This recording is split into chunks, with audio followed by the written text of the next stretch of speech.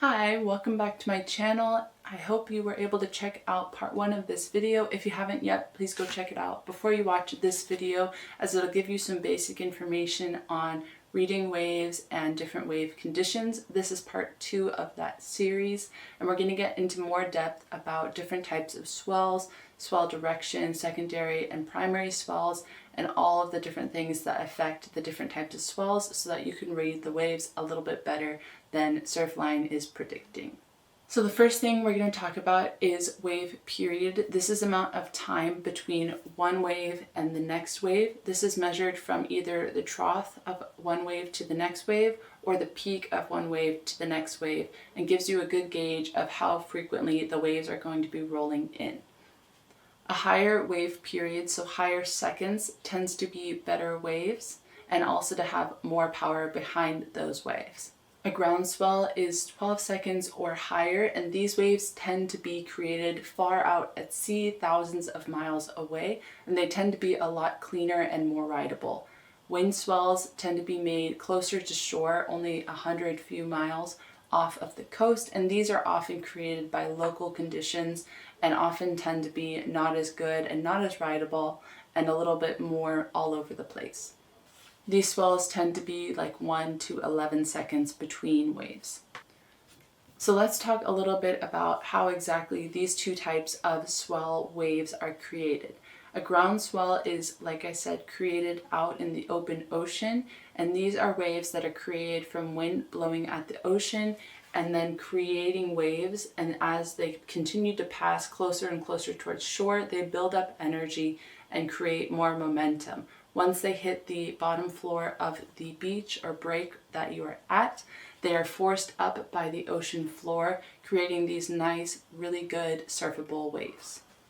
Wind swells, as I mentioned, are created by more localized conditions. These waves tend to be a little bit more all over the place and also a little bit smaller and just crazier because they're more affected by the localized weather conditions and cross conditions. These also tend to have less energy because there hasn't been as much energy being transferred into the waves from the wind blowing and continuing to create that rolling momentum underneath the water.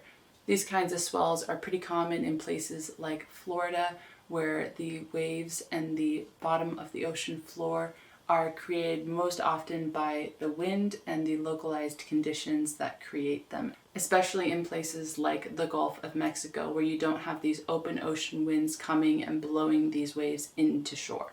The next thing we're going to talk about is swell direction. This is the direction that the waves are most often coming through in that swell, geographical location of that surf spot and where it is facing, whether it is north, south, east, or west. Based off the topography of the break and the angle of the waves that are coming in, this has a huge impact on the direction that the waves come from and how they are formed and the quality of wave that might be there, especially based off the primary swell and the secondary swell and how much they either connect and work together or they end up opposing each other, and this can create some crazy, just messy waves that are not very enjoyable to ride. So let's talk a little bit about the difference between a primary swell and a secondary swell and how they're determined and how they can affect each other and either help or hurt the waves that are coming in. So the primary swell is determined by the swell that is most likely to reach the shore and not be interfered with.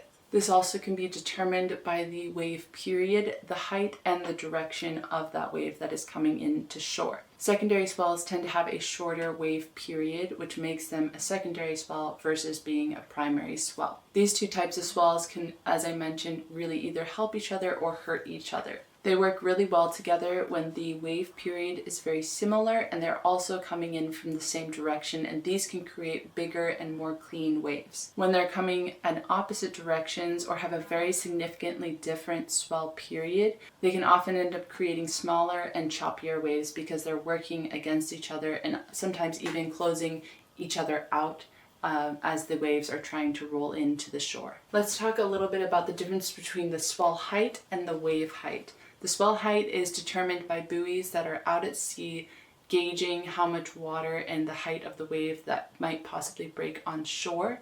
and a wave height is the kind of wave that will actually break when a surfer is trying to catch it. With places like Surfline, they tend to use both buoy heights and cameras to determine the swell and wave height that is going to be breaking on shore, which can really end up helping making their predictions accurate.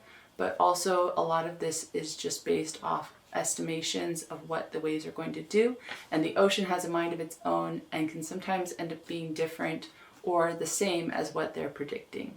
So let's look at some examples that will help give a little more context as to what I'm talking about. So let's say you have a 3-foot swell that is coming in at 10 seconds. This is probably going to estimate at around 2 to 3 foot waves with not as much power. If you have that same 3-foot wave coming in at 16 seconds, it's had a lot more time to build up energy and strength and power, which could end up being around more like 4 to 5 feet as a wave height and a little more larger and powerful. Also, if we have secondary swells that are either matching these same primary swells or conflicting with them, that can really affect whether or not the waves will be smaller than that primary swell or bigger than that primary swell. So that's why it's really important to know how the primary swell and secondary swell are going to affect each other, and you can try to figure out yourself a little better as to what the waves are actually going to be like instead of relying just on Surfline's estimations. And this is why I feel like there's been times where I've had sessions where Surfline has said it's not going to be so good and it is, and vice versa, and also where there's been times where they're saying it's going to be a lot bigger than it actually was when I paddled out. So this information is really helpful for trying to determine whether or not a certain day might be a good time for you to try to paddle out, or maybe you should just wait for when the waves settle down a little bit. I hope these 2 videos were helpful for you to understand some more information on how to determine what the waves are actually going to be like when you go to a certain beach, and hopefully you'll be able to have some really fun sessions based off knowing this information and being able to figure out what the waves will be like when you get to the beach. Thank you so much for watching this video, and if you like it, please like it down below. That helps me out a lot.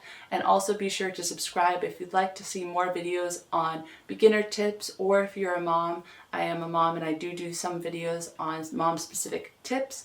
Thank you so much for watching this video. I really appreciate it, and I hope you have a great time out in the water. You!